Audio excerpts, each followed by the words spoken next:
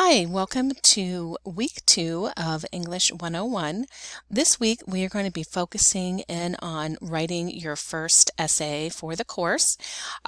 This is not really considered an academic essay. The rest of the course we will be focusing more on essays that you may find in the rest of your courses here at Eastern Gateway.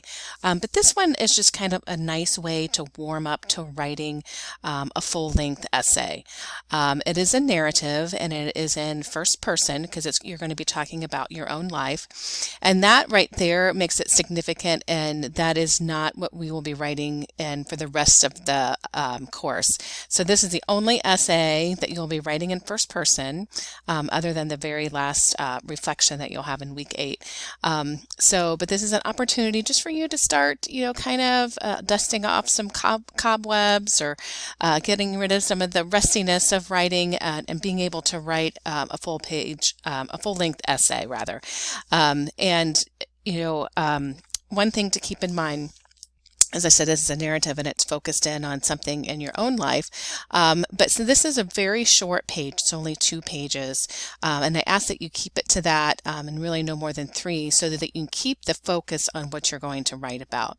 There's an example here in our course about my college education, and that person wrote about something very specific about getting that first paper back. So I try to kind of caution people. A lot of times people for example, want to write about a trip.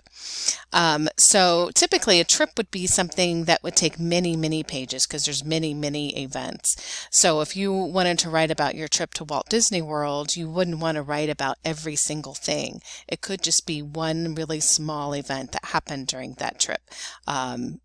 Maybe the first part of the airplane ride, or something that happened special at lunch, or something like that. It would be something very small because this is a short essay. And one of the other reasons that we keep it very focused that way is so that you have the opportunity to add in all of those details. So this is when you want to think about all of your senses when you're writing about this essay.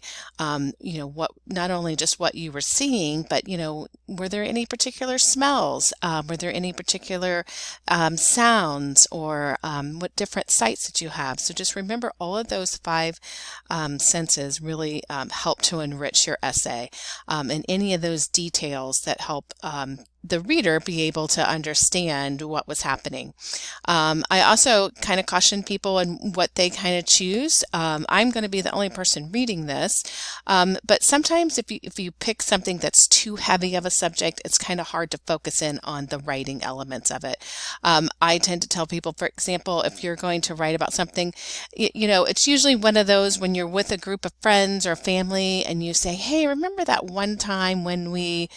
And then you could, tell this picture that you're going to be telling the details of that story. So it keeps it very focused. Okay. So this is going to be a very short essay, minimum of 2 pages, no more than 3, and you're going to be writing the significance of this narrative, and it should be something very short and very focused. You can either select APA or MLA.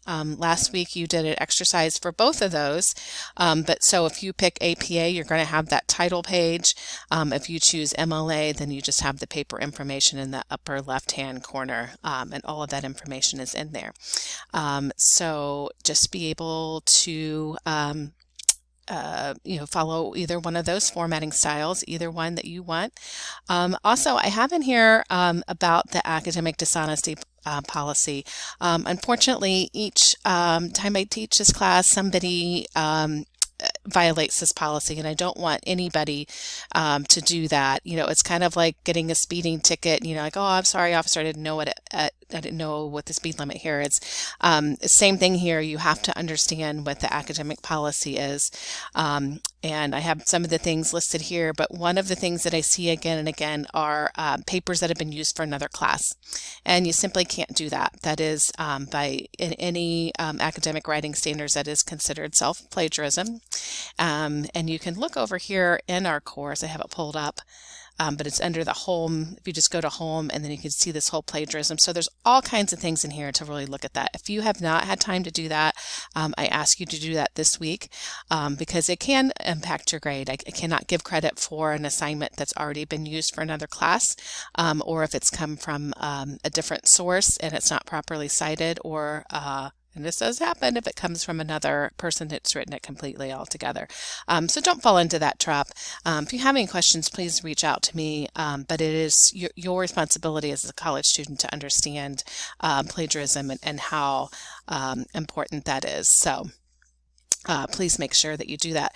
And that brings us to another thing that I wanted to make sure that you understood, is that all of your assignments go through the plagiarism checker called Turnitin.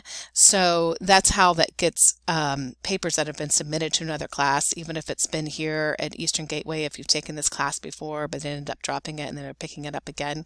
If it's already been submitted through Turnitin, it will come back. Okay, so you want to just avoid doing that. Everything, I want you to think of this class as a way for you to practice and get feedback on your writing. So if it's something that's already been submitted, you've already received feedback for it. So it needs to be original. So, and I give a couple examples on this, because sometimes like, well, if I wrote it, then it's not really self-plagiarism.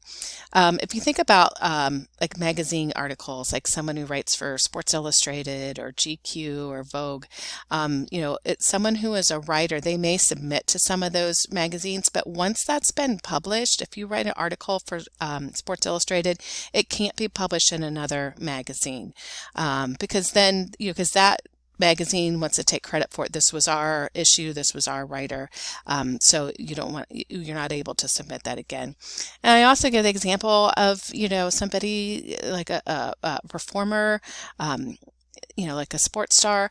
I mean, it would be kind of like the same thing if LeBron James just put up a video of his best moves instead of actually redoing it for each game. So you want to put your best moves here, your papers, you submitted that for each assignment. So don't forget, we have a discussion board this week. So looking forward to reading your personal narratives. Have a great week.